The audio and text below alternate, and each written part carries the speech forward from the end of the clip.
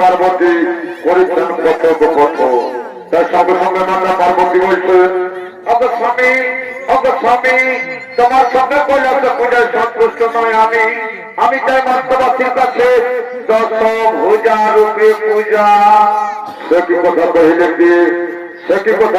দিয়ে তুমি যাও মর্তবাসীর কাছে 10 ভুজা রূপে পূজা, কিন্তু পাবে না, কারণ সেখানকার মানুষ নারী মূর্তি বা ব্রহ্মা মূর্তি পূজা করে না। সে কি কথা বলছো স্বামী, আমি পাবো না, পাবো কিনা পাবো তা আমি দেখে নেবো। তুমি শুধু বলে দাও কোথায় যেতে হবে, কার কাছে যেতে হবে, আর কোথায় গেলে আমি পূজা পাবো, ধামে প্রচলিত হবে। কিন্তু মনে রেখে রাজা সুরত হচ্ছে একমাত্র শিব সাধক, তার জন্য কোন অমঙ্গল না হয়। ঠিক আছে স্বামী, আমি যাবো কলাপুরের রাজা সুরতের কাছে, সে যদি স্বেচ্ছায় আমাকে পূজা দান না করে তবে তার রাজ্যে এমন বিপদ ঘটাবো যে দেখে দুনিয়ার মানুষ হাহাকার করবে।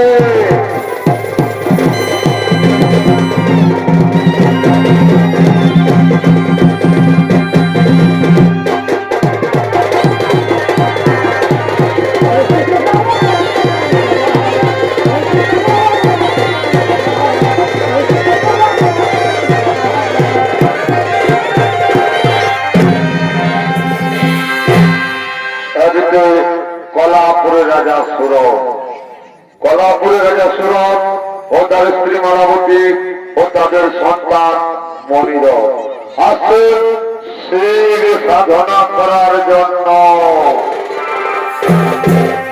কলাপুরে সুরত রাজা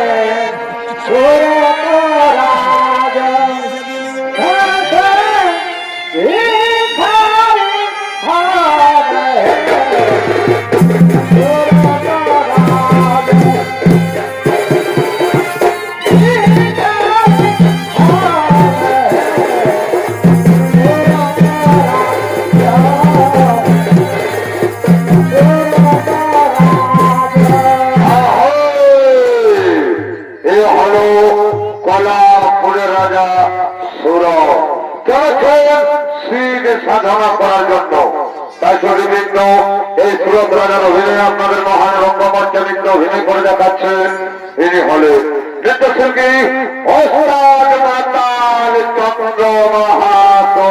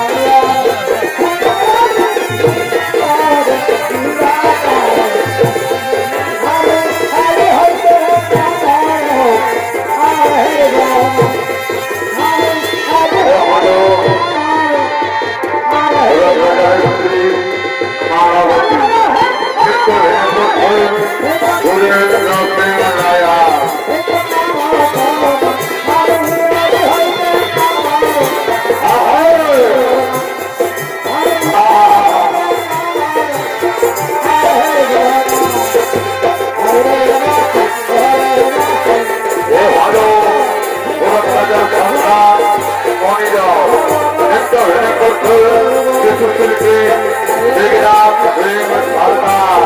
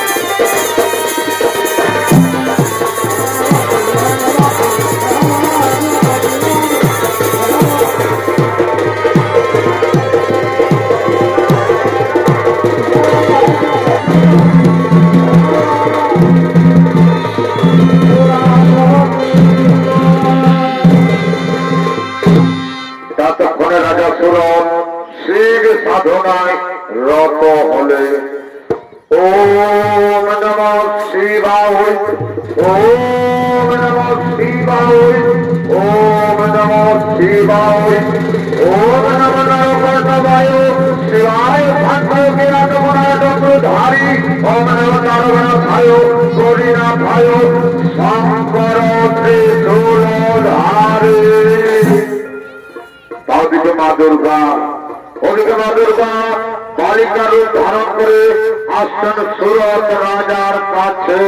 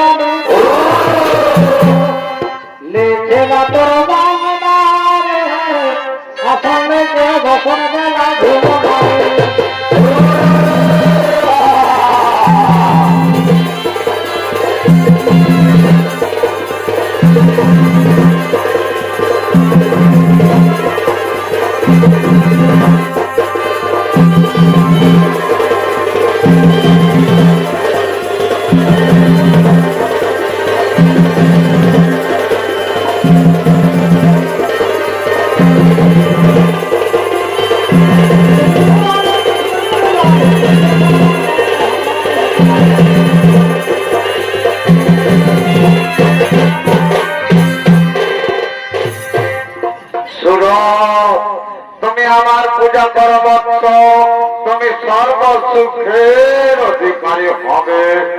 কে মা বালিকা তুমি, কে মা বালিকা তুমি, সময় করে ধ্যান ভঙ্গ। শুন, আমি দশভুজা দুর্গা, তুমি আমার পূজা করবৎস, তুমি সর্বসুখের অধিকারী হবে। দশভুজা দুর্গা, দশভুজা দুর্গা, তুমি তো জান মাতা, জানে নারী মূর্তি, মূর্তির পূজা করেন না। তাছাড়া যে হস্তে করেছি আমি দেব শুরু করি, সে হস্তে না করিব আমি দশভুজার নারী। তুমি ফিরে যাও মাতা।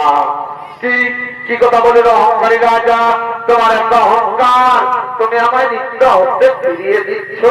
তুমি যাও, আমি তোমাকে অভিশাপ দিচ্ছি যে তুমি স্ত্রী পুত্র হারা, রাজ্য হারা, সর্বহারা ভিখারি হয়ে যাবে।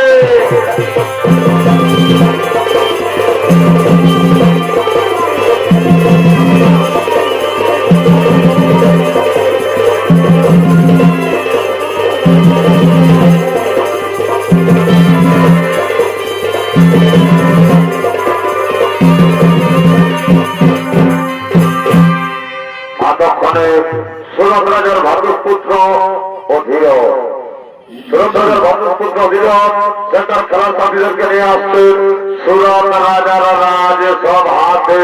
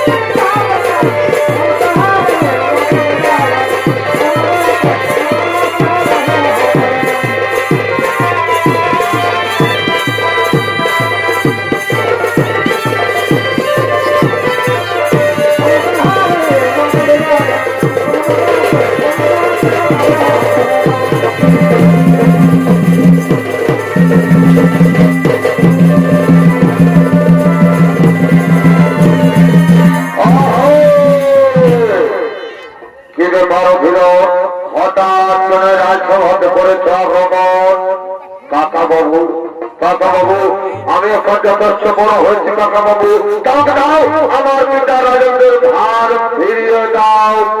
কি বললো ভিরন, কি বললো ভিরন? তোমার পিতা আমাকে স্বেচ্ছা রাজেন্দ্রের ভার দিয়ে গেছে, ভার নিতে পাবে না, পাবে না ভিরন, তুমি ফিরে যাও। কে বললো কাকা বাবু, কে বলে কাকা বাবু? আমার পিতা রাজেন্দ্রের ভার আমি পাবো না তো পাবে কে? ভার না দাও তাহলে আমি জোর করে যুদ্ধ করে যাবো মাঝে মাঝে কেড়ে নেব আমার রাজমহল।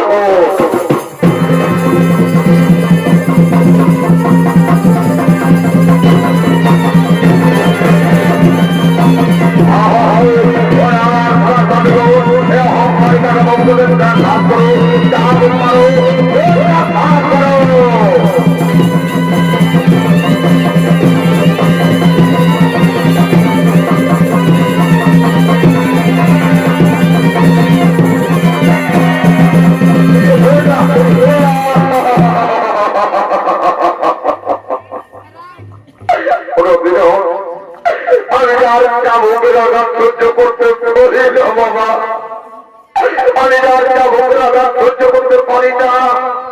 এই নাও, এই নাও তুমি তোমার রাজমুকুট। ওরে আমার খেলার সাথীগণ, ওরে আমার খেলার সাথীগণ, এই অহংকারী কাকা বাবুকে, এই অহংকারী কাকা বাবুকে ধাক্কা দিয়ে বের করে দাও আমাদের রাজ্য থেকে।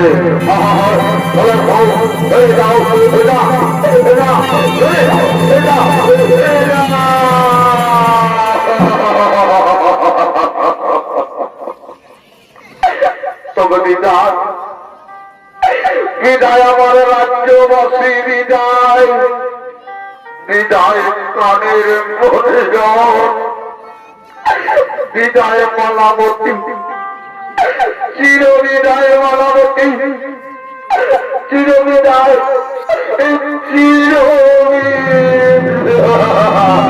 স্বামী, স্বামী, স্বামী, মহারানী, মহারানী। কাকিমা বলতে সাহস হয় না রে কুলাঙ্গার। কাকিমা, তোমাকে বলবো কাকিমা, তোমাকে বলবো কাকিমা। কাকিমা বলতে আমার ঘৃণা হয়, তা তো হবে, তা তো হবে। এই জন্য তোকে আমি দুধ কলা খাইয়ে পালন করেছি বাবা, আমি নিজে না খেয়ে তোরে খাওয়াইছি রে, আর আজ অহংকারের মত হয়ে তোর কাকা বাবুকে করেছিস রাজ্য হারা, আর আমাকে মহারানী বলে সম্বোধন করিস বাবা। ওরে যখন তোর কে ছিল না রে, তখন ছিলাম আমি, আর আজ আমাকে মহারানী বলে সম্বোধন করিস, ভালোই তো আমার কর্মের ফল দিলি। তবে কে ছিল আমার কর্মের ফল? তবে কে ছিল আমার কর্মের ফল? তবে কে ছিল আমার কর্মের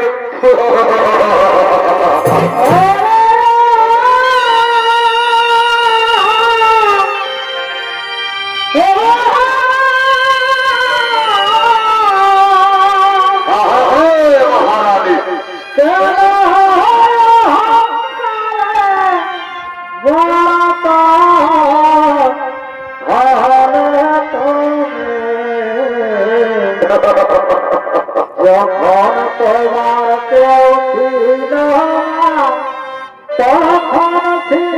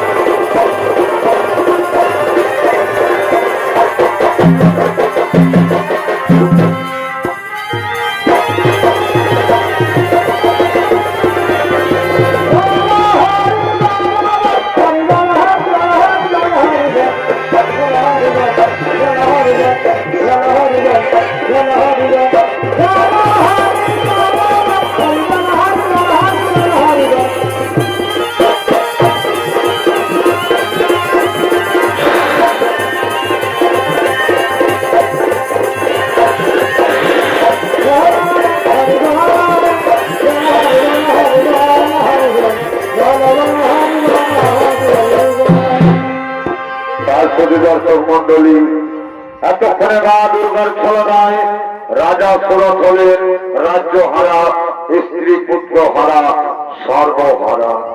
এদিকে মানবতী ও তার সন্তান মনিরথ, তারা হলেন রাজ্য হারা, ক্ষুধার্ত, তৃষ্ণার্ত। তারা 5 দিন ধরে উপবাসে, তারা ক্ষুধার জ্বালা সহ্য করতে পারে না, তাই আজ ভিক্ষা করতে করতে এদিকে আসছে।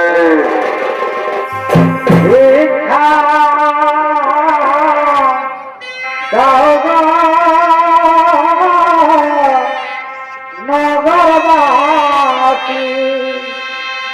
খুদার জ্বালায় ভিক্ষা করি, ভিক্ষা দাও গো।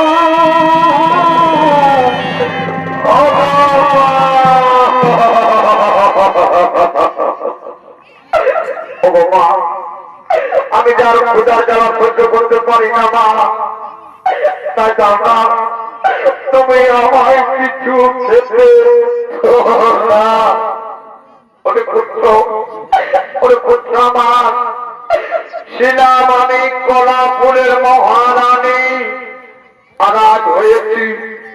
রাজ্য হারা সর্বহারা পথের ভিক্ষা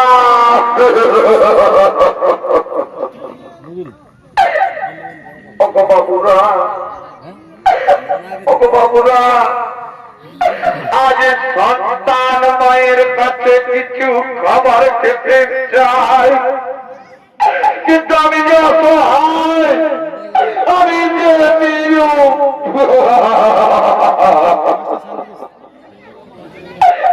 পুত্র ও যে দেখতে পাচ্ছি রাম বাবা চলো গ্রামে দাঁড়ে দাঁড়ে ভিক্ষা করে যা পাবো তা দিয়ে তোর মুখে কিছু তুলে দেবো বাবা চল আমরা দাঁড়ে দাঁড়ে ভিক্ষায়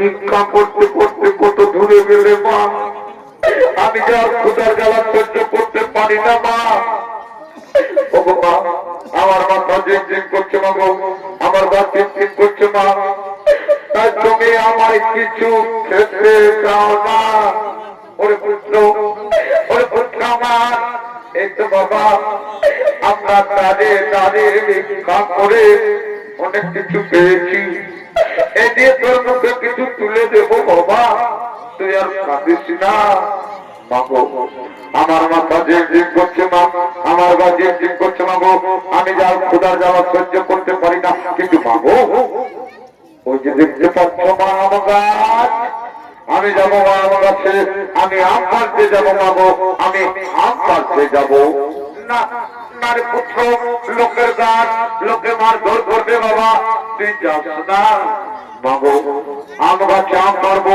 তাতে কেন মার ধর করবে মা কেবলমাত্র আমি তো সেই দুটি আম পারবো মাগো আমি একটি খাবো আর তোমাকে একটি এনে দেবো আমি যাচ্ছি মা আমি এক্ষুনি দুটি আম ধরে নিয়ে আসছি মালাটা কতক্ষণ চলবে এই তো সে আমার আম ধরে আছে আমি আম পারবো এই তো সে আমার এই তো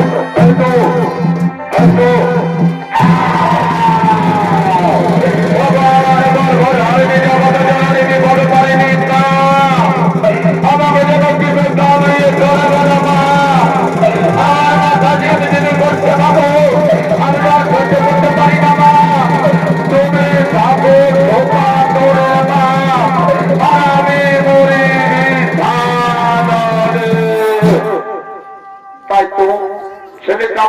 গেছিলাম মারতে, এখনো তো ফিরে এলো না। ওরে মনিরা, ওরে মনিরা,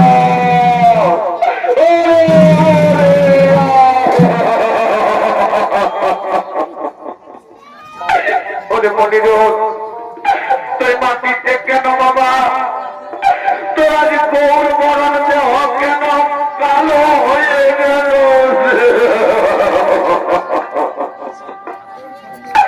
ওরে পুত্র, ডাক না বাবা, দেখবার মা মা বলে ডাক না। তুই যে আমার মা, ডাকা ময়না পাখি রে। আর ছেলে আমি যে তোর মা, তাই ডাক না বাবা, দেখবার মা মা বলে ডাক না, দেখবার মা মা বলে। ওরে ওরে অমনিরা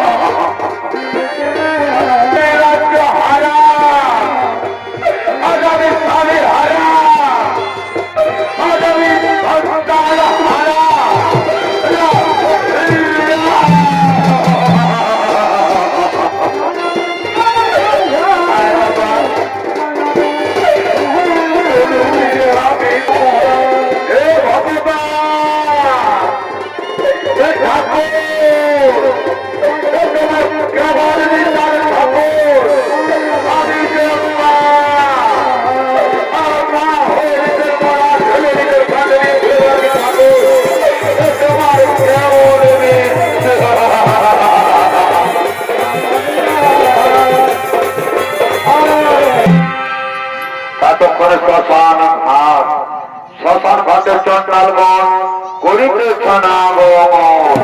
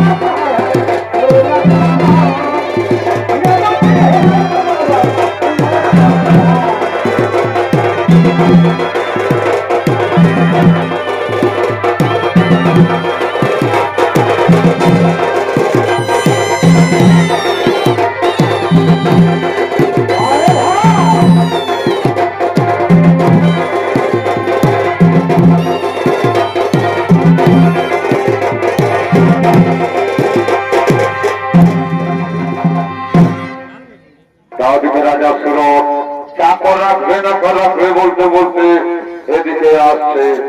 চাকর রাখবে বাবু চাকর, নকর রাখবে বাবু নকর। ওই এ পাড়াতে তো কেউ কিছু বলছে না, তাহলে যাই একবার ওই চন্ডাল পাড়াতে যায়। চাকর রাখবে বাবু চাকর, নকর রাখবে বাবু নকর। हाँ তোমাকে চাকর রাখবে, लेकिन बोलो बेटा कितना रुपया लेगा? एक बिट्टा पेट मात्र बाबू, শুধু খেতে দিলেই হবে, শুধু খেতে দিলেই হবে। अरे हाँ हाँ हाँ हम তোমাকে खाते भी देंगे, लेकिन याद रखो बेटा काम बहुत बढ़िया है। হ্যাঁ বাবু, আমি সব কাজ করতে পারবো বাবু, আমি সব কাজ করতে পারবো। তবে এলো বেটা, এলো বেটা अरे श्मशान में তোমাকে মরা পুরাতে হবে, लेकिन याद रखो बेटा बिना कोई में কাউকে মরা পুরাতে দেবে না। আমার মনে থাকবে বাবু, আমার মনে থাকবে, আমি বিনা করিতে কাউকে মরা পোড়াতে দেব না, আমি বিনা করিতে কাউকে মরা পোড়াতে দেব না।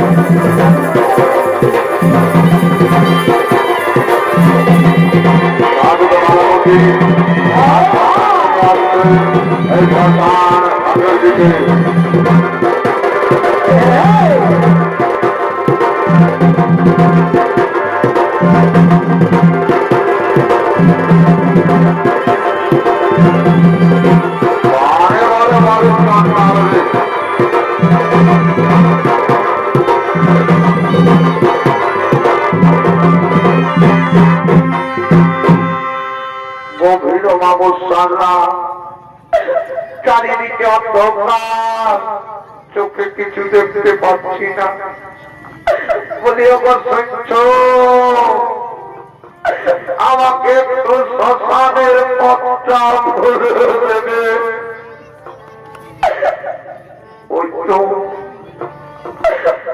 ওই তো দাও দাও করে আগুন জ্বলছে, এটাই মনে হয় শ্মশান ঘাট, এটাই মনে হয় শ্মশান ঘাট। ওরে পুত্র, আমি যে মা, আর মা হয়ে নিজের সন্তানের মুখে কিভাবে আগুন দেব বাবা, আমি পারবো না, আমি পারবো না তোর মুখে আগুন দিতে বাবা, আমি পারবো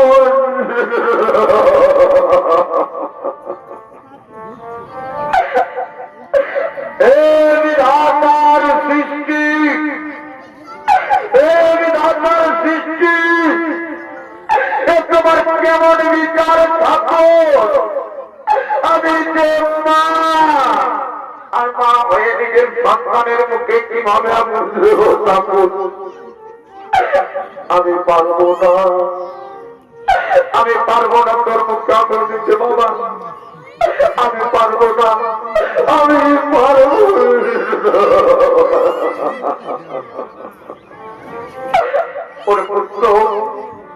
এই কর্মের পূর্বে আমার মৃত্যু হলো না কেন হবে, কেন আমার মৃত্যু হলো না, কেন আমার মস্তকে বাজ পড়ল না, কেন আমার মস্তকে বাজ পড়ল আমি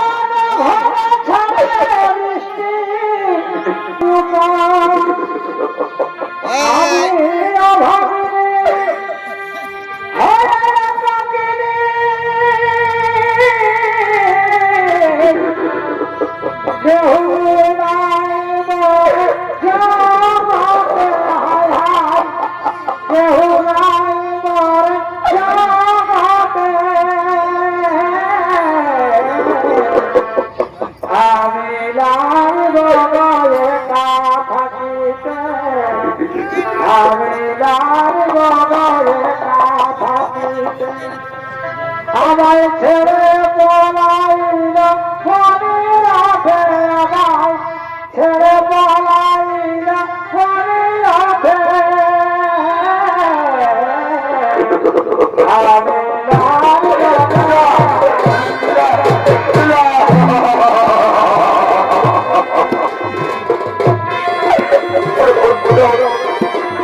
আমি পারবো না বাবা, আমি পারবো না, কথা বলতেছে, আমি পারবো না, আমি পারবো না।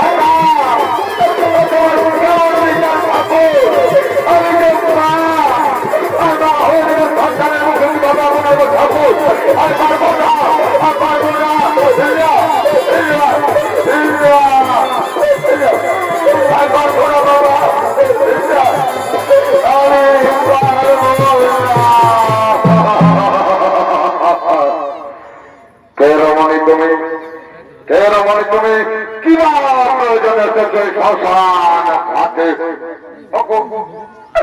শ্মশানে তো কেউ বিনা প্রয়োজনে আসবে না। আমিও প্রয়োজনে এসেছি, আমিও প্রয়োজনে এসেছি।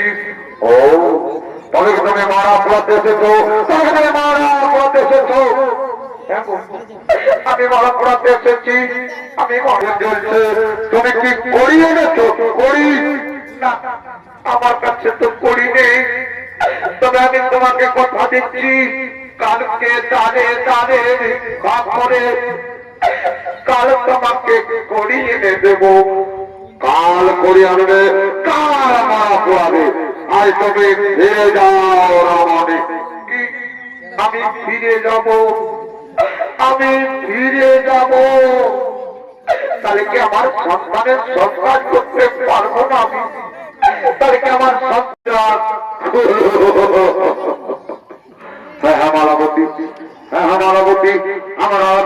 বাবা ভোলানাথ যখন বলেছেন যে আমি হারানো ধন সম্পদ রত্ন এমনকি পুত্র সহ সকল কিছু ফিরে পাবো, তখন আমি অবশ্যই মা দুর্গার পূজা করব।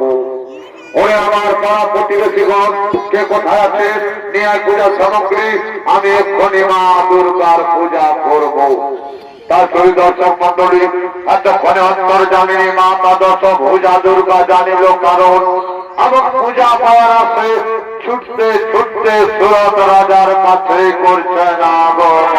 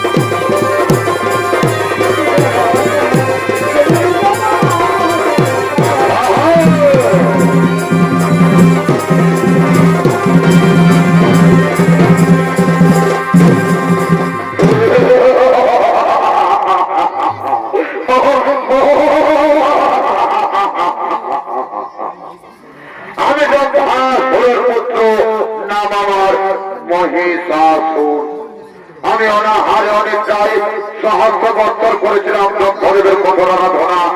আমি দানব ঈশ্বর, তারপর আমাকে দিয়েছিলেন অমরত্ব, বলেছিলেন যার হস্যময় শ্বশুর ওই স্বর্গ মর্দ পাতাল দেবলোক নাগলোক তপলোক ধ্রুবলোক আর কিছু আনন্দ লোকে রাজা হবে তুমি। কিন্তু গ্রন্থে বাবা বলেছিল যে মরণ হইবে তব নারী হস্তে। তাই নারী তাই পরিচয় দাও।